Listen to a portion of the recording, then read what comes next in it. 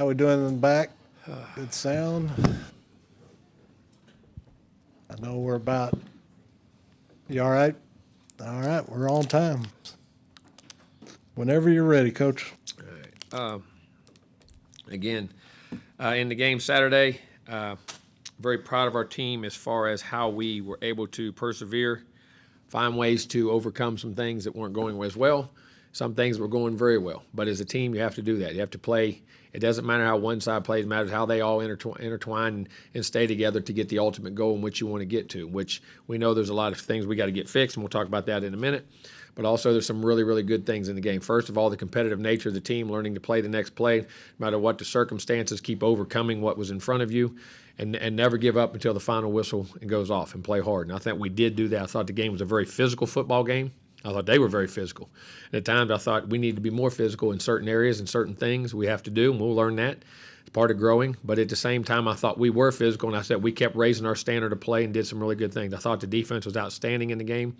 I thought early in the game they had a drive. They got to one good drive. We lost contain a couple times on some things with some we had some busts as far as not getting to the edges and getting things sealed up, and they had a drive. They had another drive down there, and we were able to stop them, getting 2 negative plays, and they missed a field goal, fortunately. And then we had another drive. They were 3rd and 2, I think, on the 6. Then they had a 4th and inches or so, or 4th and half a yard, and we were able to get that stopped. And when they never got any points, and we were able to come back and get a drive and get points at the half because we struggled on offense the first half. And it was just a matter of things. The first in the beginning, we'll talk about Haynes in a minute. First drive, I wish he would have kept it and ran it right there, but he had a chance to make a play. They dropped 8, which is tough. They dropped 8 and took an extra dropper, and he made the right decision to pull it out of there because they doubled the 2 inside guys. And then the next one, we had a great play. We make a block, he's out the gate, and we're running down the sideline. Unfortunately, we had the injury, and I'll talk about that in a minute. But and then we just got lost. Then we took turns. Well, it was a tackle, a guard, a quarterback, a receiver, a back. Everybody takes turns. And that's the thing on offense. You only average about 11 possessions a game. Now, this one we got more because of our defense was getting 3 and outs. But all of a sudden, if every guy takes a turn, I've had it happen, man. When you grade 70, 80% in a game, play good, but they had one critical mistake in a drive, it cost you a drive, and all of a sudden 6 drives are going. And that's the thing on offense. You got to make sure you can't have that, or you got to have the big plays sometimes to overcome that. And we weren't getting either one of those, so we had to get that fixed. But our defense was outstanding. Second half, I think they gave up 54 yards. I think. I believe one or 2 first downs. 2. I mean, it was something outstanding, and just kept raising the bar, and then coming over, being encouraging to the offense, not being, hey, come on, get your stay, just keep doing it. We'll keep playing, just keep going. And then offensively, we know we struggled, banged around, come out, had a couple things here and there, even in the second half. But then you had a 10-play drive, a 13-play drive, and an 11-play drive. I'm going to tell you something, and I'm not addressing the issues beforehand. A lot of things we got to get fixed, more physical, technical, in all areas, and we got to coach better. That at the end of the day, we talk about execution of players, that's coaching too. That's coaching that we got to put our guys and make sure they're doing the right things, and we have them taught the right things and call the right things and being the right things, all that good stuff.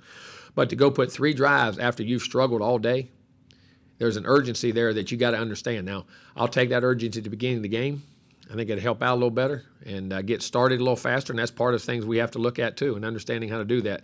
But we put together a 13-play drive and go all the way down and lose the ball on a half-yard line, going in the end zone. Instead of putting our head down, come back and make an 11-play, 77-yard drive and win the game. I mean, there's still a lot of perseverance in that. And for a quarterback to be able to do that after having a tough day, struggling the things he did, and we made some we weren't making contested throws, all of a sudden we did. Started making contested catches, all of a sudden we did. Started breaking tackles, all of a sudden we did. Making blocks, all of a sudden we did. Finding ways to get it done. And there's something to be said about that. Learning how to win and keeping understanding how to win and having an urgency to do that. But then at the same time, we got to get those things fixed, and we'll address that in a minute, as I said. Special teams, I thought Nick was outstanding. I think he averaged 49 yards a punt. I think the field position was outstanding. Unfortunately, we missed one field goal. I think I thought was in Seth's range, very comfortable there. I wish he'd have made it, but he hit the other field goal. I thought we covered. Kickoffs were great. Thought Caden was outstanding in that regard. And punt return, we had one about 12. The rest of them averaged about 8. And we're just about one block away, or one guy. We got to get a couple little things cleared up, and we have a chance, I think, to really make some yards there and get an eye to the ball. Hopefully we can get that cleaned up just a little bit. It wasn't disastrous by any means. It was solid, but we can be better at that area and where we're at. And then the kickoff return, we got one block got pushed and squeezed up the timing, had a chance to pop it out there. And we, many times if we want to return, we're going to try and give a chain a chance, man. You got to try to give that guy some chances to do it. And usually on kickoff returns, it happens. They bust or they're usually one block away. And that's the way kickoff returns usually are. And we were close on those. So we're getting better in that area, but we got to get better as a football team. Offensively, we got to be more technical, got to stay more physical, got to get back to getting running the football and not have the, just one guy here, one guy there. I'm telling you, it is so close, but at the same time, that can be so far away. And that's not coach talk. You just look at the film and you can see it. But that's the difference of being able to do it each and every play and not doing it every play. Putting yourself behind the 8 ball, not staying ahead of the chains, which we didn't do a good job of, and playing. We got to throw it better, got to protect it a little better at some times, and just play better football. But defensively, I thought we were outstanding. Need to start that way, need to finish that way. Defense, we knew going into the year was the strength of our team. Getting guys back, getting guys healthy now, that has to be there, and I still think we can have a very, very good offense.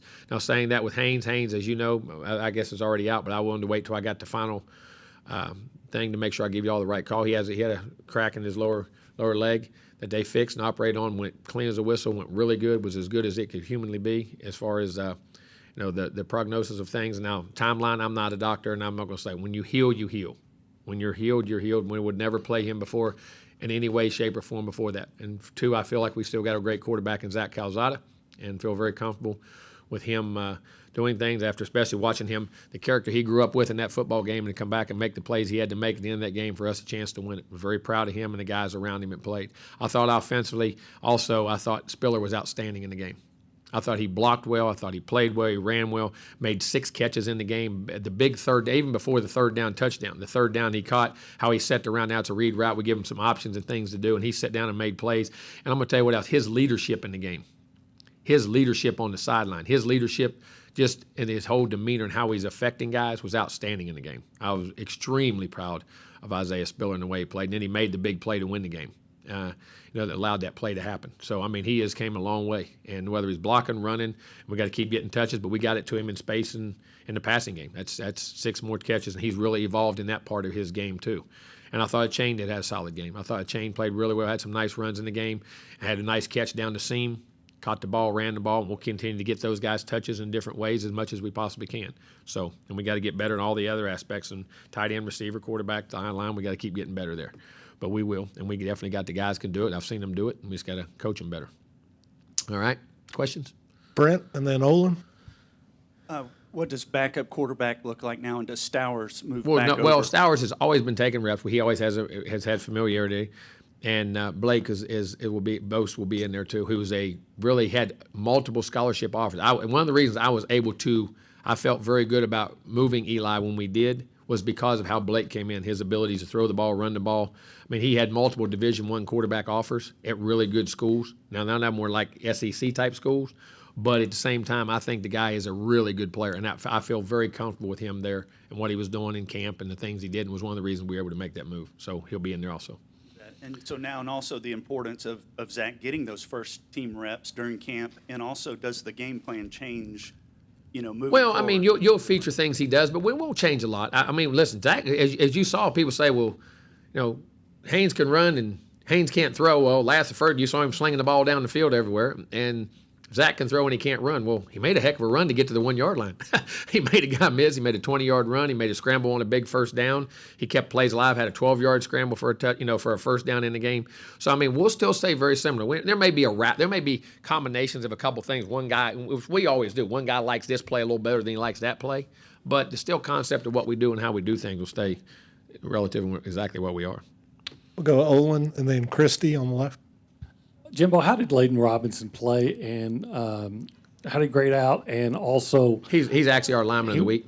Okay, and he was also, but it looked like he was really laboring, that his leg was he was hurting. banged up on a lower thing. Yeah, he should be. We'll give him a little bit of rest here, but he had really good prognosis afterwards and very minimal swelling or anything that went on. Just typical. That was a physical football game, and you get banged up and bruised up, and he should be good to go. But he was actually our lineman of the week. He had an outstanding game. And speaking of that, congratulations, Jaden Peavy, who was the SEC lineman of the week, who was our lineman of the week. Antonio Johnson was one of our players of the week, and Spiller for us on offense was. And I wanted to put this out there. Does this team become, even more dependent on its defense now moving forward? No, I don't think. I mean, it always should be. It should be the same amount of dependence. I mean, it should be dependence there, and the offense go make his plays and do the things he did. I mean, you be careful after making one-game judgments.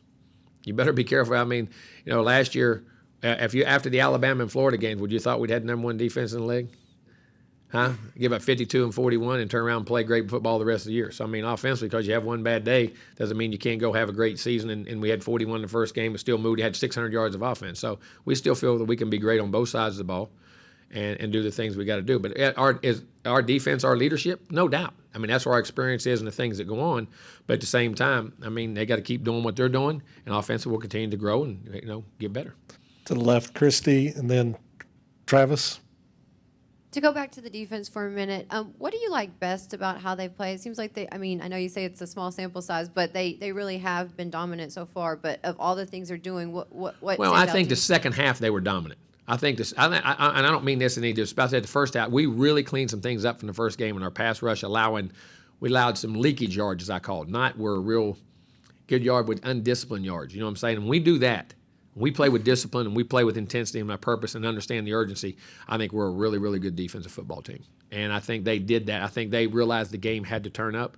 And I think maybe this was a good wake-up call as far as even for them about how, you pick and choose. And I say to you, well, why do kids ever do it? Well, I have since I've been coaching, and they will when I quit coaching 40 years from now. It's just the way teams are. They try to pick and choose. Well, I can take a break. You know what I mean? It's not take a break, but I don't have to be that intense. Well, I think they need to be, and I think it sets a tone for our team, and our offense needs to be just like when it had at times last year when it was like just in the bowl game. If I was using that for those two games, that in the bowl game, our offense cranked it up, and when they had to crank it up at the end of those games, and we're dominant. But we got to learn to start that way and be that way, and we got to learn to practice that way. But the defense can be a very, very good unit, in my opinion.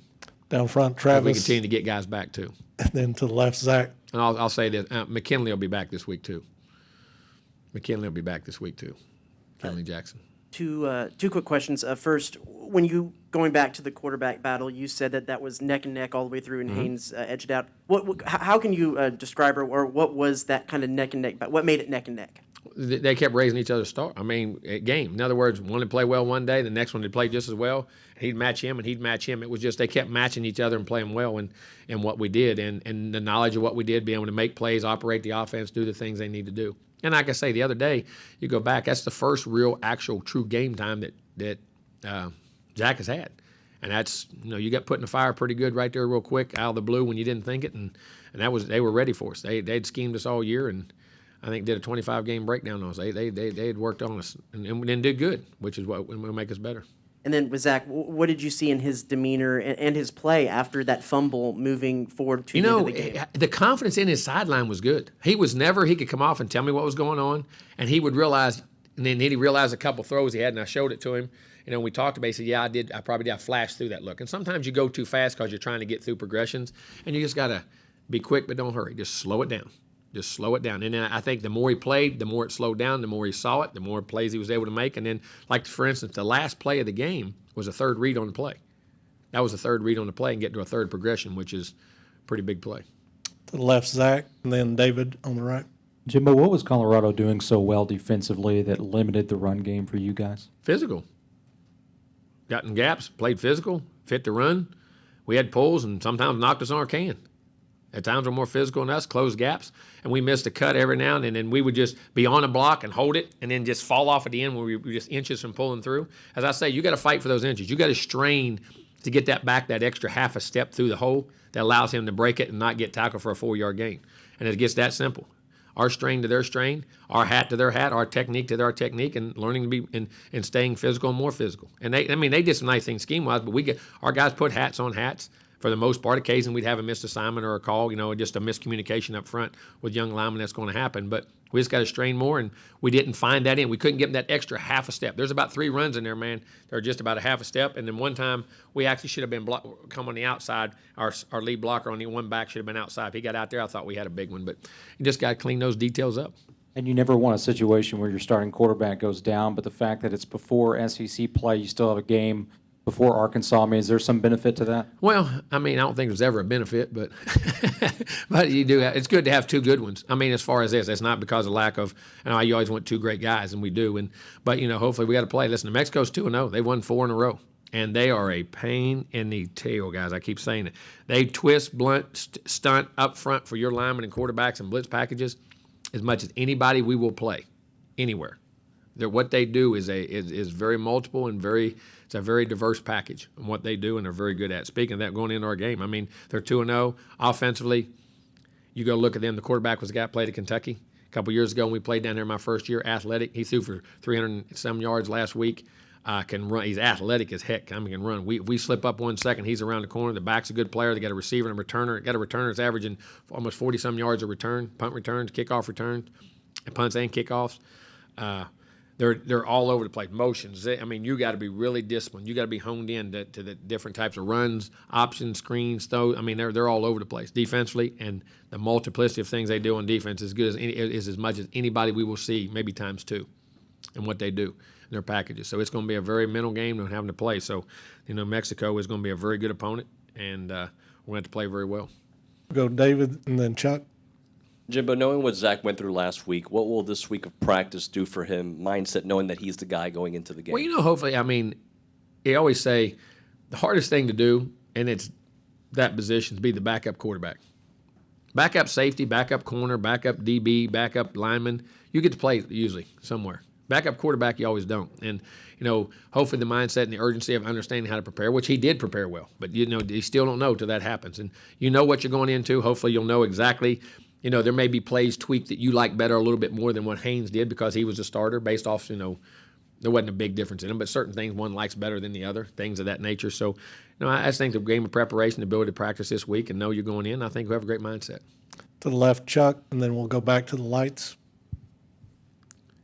In a similar vein, but closing the game out like he did, bouncing back, having getting that win as well after struggles early. What can that mean to a young quarterback? Well, it means I can.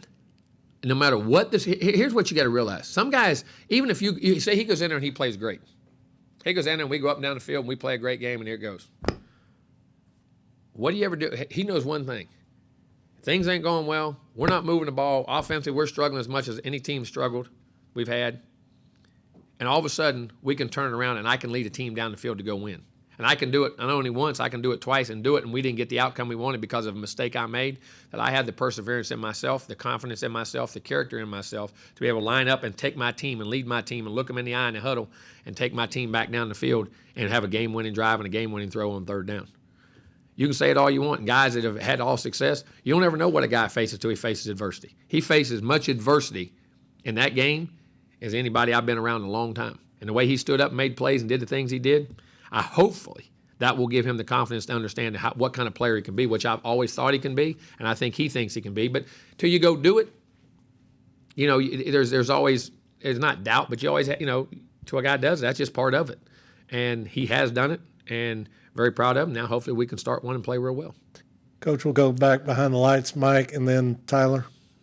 Coach, throughout your tenure here, you guys have found ways to win close games, even if they haven't been the prettiest. So what does that say about this team and the foundation? Well, hopefully the culture that we're trying to build. My dad always told me that when I was a kid. He always says that, and it's funny, one of our coaches up there said his dad said the same thing. But my dad always said, and he'd always be at the end of the game, and I remember this as a kid sometimes, and watching certain teams in college you liked, you didn't like, and my dad always, and I think he would take whoever I didn't like and pick them just on purpose. Especially if it was a good team or somebody, just to create the competition within the house. A competition in our house was extraordinary, trust me. And I was never given anything. When I was 3 years old, if it was a pool, he beat me to death and laughed at it. You had to earn your wins. But my point on it was, and I'd be saying, they're going to get him, they're going to get him. He said, now they're going to come back. I said, nah, it ain't going to come back this time. He said, always remember something, Bo. Winners win.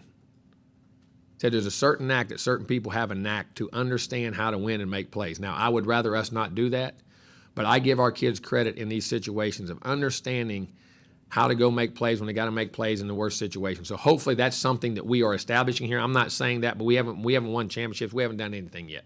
I mean, as far as what I'm concerned and what we can do, we're capable of and I want to do. but at the same time, understanding how to persevere all the different kinds of situations we've done here lately. It's a great thing that they believe that no matter what, that they're going to come out on top. And hopefully the culture of what we're trying to do here is establishing that. Now, we got to establish better, play better, all those things, but hopefully that is getting established. And there's something to that, too. Staying behind the lights, Tyler. Coach, what do you want to see on Saturday against New Mexico that would maybe give you a little bit of ease of mind knowing that this is the last tune-up before SEC play and that you're ready for that? It ain't no tune-up. It's a game.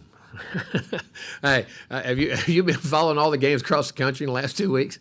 I mean, every game's a game. You better bring your A game, and hopefully we can go bring our A game and learn to start fast and finish stronger and play a complete football game. No matter what the scoreboard says, just go play well and execute and do the things we have to do to be successful, not have self-inflicted wounds, and play the kind of physical brand of football and execute at the high level with our skill guys that we need to play at. And that's what I'm looking for. Taking care of the ball, playing great on all three phases, and doing it for a complete football game the whole time.